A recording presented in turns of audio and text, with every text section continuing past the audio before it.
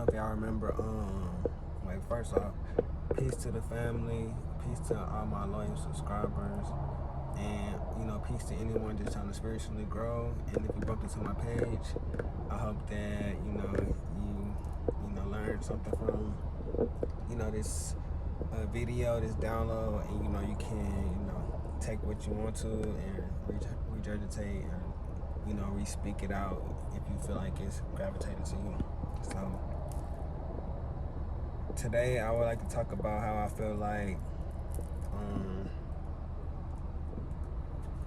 the universe was like part of the universe at least was created, and like the bubbles that are in space that we currently are inside, that is a very, I feel like if you feel like space is magical and all that, because I don't know if y'all remember the picture from that NASA took with this telescope. I'm gonna post it right now.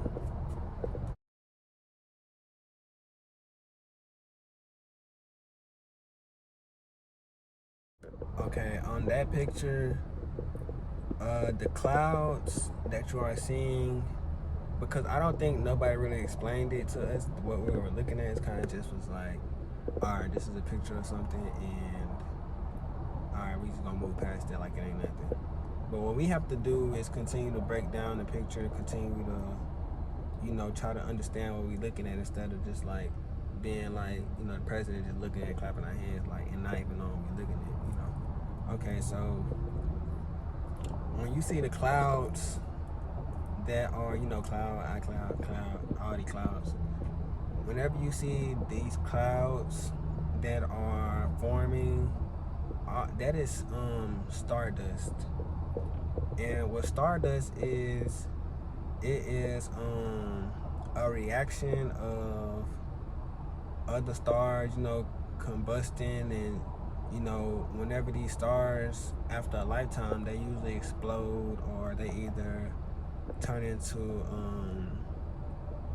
dwarf stars and things like that, and like black holes. Like it could turn into different things. But basically, whenever a star, after it's done its course of shining and emitting light, and having balance within itself, it finally explodes. So like I said, turn into a dwarf star. When it explodes, it turns into black holes, and but they don't always explode. But when they usually like implode, and they turn into white light stars, which is currently the sun is a white dwarf star that went through the implosion of a star, and it became a white dwarf star. Like I was saying though, it's really a white light, but we see it as yellow and all those other colors because it's just the vibration that we seeing it on. Like we seeing a vibration of the sun. We're not seeing the actual sun. So the fact that it's a white dwarf star, it has us in this what they like to call a Goldilocks, like this perfect environment which is really magic. It's a magical environment. That's why everything around you is really magical, and it's really everything, science and spirituality, you can intertwine it because they go hand in hand. It's just a different perspective of the same thing, but it's all leading to the grand scheme is the best understanding. And I feel like I like to break it down scientific and spiritual, to where you can get both perspectives, because I love both perspectives of it. It's like I love the spiritual side, and I love learning the science of it to make them intertwine, and like when you just like grandma making that quilt, like everything go hand in hand. Like that color might not be that color, but when you get the full scheme of the picture, like everything was meant, you need both sides of it. Like the inside got to be good and the outside got to be good, so. But with that cloud, it's information, of course, because we know, just like how iPhone got the cloud, it's just like all this is your information, and information is DNA. So these clouds automatically make new stars, and it continues the process of creating these stars, and they going through like a star cycle. Like it's a star cycle to where and I feel like it continuously happened in these certain Goldilocks areas. They are more Goldilocks areas in the universe. It just has to be a specific like we in a specific spot in a specific because all we are is matter in space. Like a lot of meteors and stuff contain the same things. You know, every new planet out there is going through its heating and cooling because the universe is like an oven. It's heating and cooling it, and with that heating and cooling, it's creating mass and pressure on planets to make it, you know, that certain size that it is and all that kind of things. It's just matter compacted together, simple matter compacted. So with that being said, that's what they get the you know, the July 4th and all these certain events with, you know, firecrackers and these certain things, because that's literally what goes on in space, and that's what goes on inside of you, just like your electrons firing off, electricity like firing off, like as above so below. That's just how it goes. And when just think of it like that sped up, like, you know, sped up. We thinking, because this process takes millions of years that I'm talking about. This star cycle, like, it takes millions of years, and depending on what size the star is, because you have mega stars and you have average size stars. So with these, and the crazy thing is, like, a smaller star lasts longer than a mega star, because that mega star gonna be giving off so much more of its energy to keep that. Because you gotta remember, the universe fighting with that energy too, because the universe kind of trying to compact it, and it's trying to stretch out. It's trying to go out, and the universe pushing in on it, trying to close it up. So with that being said, the big star is gonna have a much greater push on the environment versus that smaller star, which is gonna it's there, but it's not, you know, it's not causing too much trouble. You know, it's just chilling. So it lasts longer. But with the big stars, they usually, like, they gonna be the ones that implode with more pressure pushing on it. So it's gonna push it. Whenever that push can't push no more, it's gonna push it together even harder. You know, so when they push together even harder, that's what creates that black hole, that space in space. And so, as of right now, that black hole, who knows where it leads? It could be a opening in another sun. We could be inside of a sun right now, you know. And I feel like in the black hole, kind of, you know how the sun has sunspots.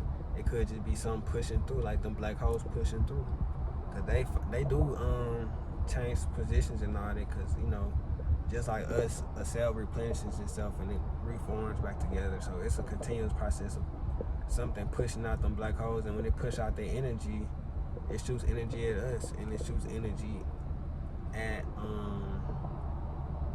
you know, that streak of that flare just scatter across the universe. It just, because like I said, the sun is a dwarf star, so all it is stardust just pushing at us. And when we getting this energy, we are collecting the energy, because everybody can't collect the energy from stars, because, like, it's an energy, just like how the sun is an energy. When they push that stardust out, it's different than a ray of light, because it's coming from a different place in the sun. Like a flare coming from a whole different region. Like we have regions in our environment. Like the sun also has regions. So a flare coming from a certain region, and just the basic light is coming from a different region of the sun. So that's why you get different information. You get, when that flare hits you, it gives you deeper information, deeper consciousness. It gives you that deep information, you know. So whenever they be like flares hitting and they trying to, you know, do certain things to stop the flares from hitting, they kind of stopping that information from they trying to stop that information from getting to us, because all it is information. And if you're like tapped in and, like, you know, doing certain things, you can grasp more energy if you're focused. Because if you're doing too much, how you gonna focus on grasping energy and absorb? You can't absorb if you're doing a lot more. You can absorb way more when you just kind of sitting there. You know, it's kind of like let's just say you wiping over something, like a sponge wiping over a wet spot fast. versus when you just let it sit there and it's just gonna soak it on up, soak up that energy and just like, you know, really give you the information that you need to advance in this ecosystem and this environment, because it knows all. It takes us, you know, months and years. I think years. I forgot how many years it takes to get to the sun. It takes some years though, but for the sun to get information to us, it only takes 8 seconds. So 8 seconds. I mean 8 minutes. It takes 8 minutes. I'm sorry, but it takes 8 minutes for information to get from the sun to us. So even when you meditating, if it got some information that you need, all it's gonna take is 8 minutes, because that's how long it take for a ray of light to go at light speed and come from the sun all the way to penetrating either you or the earth, and it's gonna go through that. It's gonna go, some light gonna bounce off you, some light gonna go through you. Like light gonna do what it wanna do. You can't stop it though. It's just gonna shine. But yeah, that's just my take. I'm finna go up in here, man. Eat this salada or Chipotle. It's kind of like a 50-50. But yeah, I just feel like we are stars. We made from stardust, so we are stars. Like, we have to acknowledge what we are at the end of the day. Like, and to know who we are, we have to look at our past and know what created the planet, because we come from the planet, and know where it all started and try to take it back as far as you can and learn as much as you can. That's all I want to try to do, is try to grasp this information. And I'm just happy can be into the space area, because that's like my favorite. That's my favorite space. Like, yeah, that's my favorite space, is space, like this. But like, yeah, we stars, and it's just like we have to use this magical environment that we have to create the perfect environment that we want. These red, blues, greens, and violets in a different spectrum, the yellows. We have to use all this in our everyday environment, and we can definitely grow, because that's what the universe put us here to do. We wouldn't be in this Goldilocks area if it wasn't meant for us to be here. Like, we meant to expand, and we meant to do something for the universe, so we all have to just play our part. Everyone has a part, just like in the universe. Like, everything has its part, and if it's even stars that's too big, they gonna create something that's good, and stars that's small, they last longer, and they're able to shine even more for the universe and just, you know, do what it's supposed to do. So with that being said, family, everybody have a great night, and I hope this message brought light on your soul and light on just you in general. I will come back with another message, and hopefully we can expand our consciousness together. Ashe.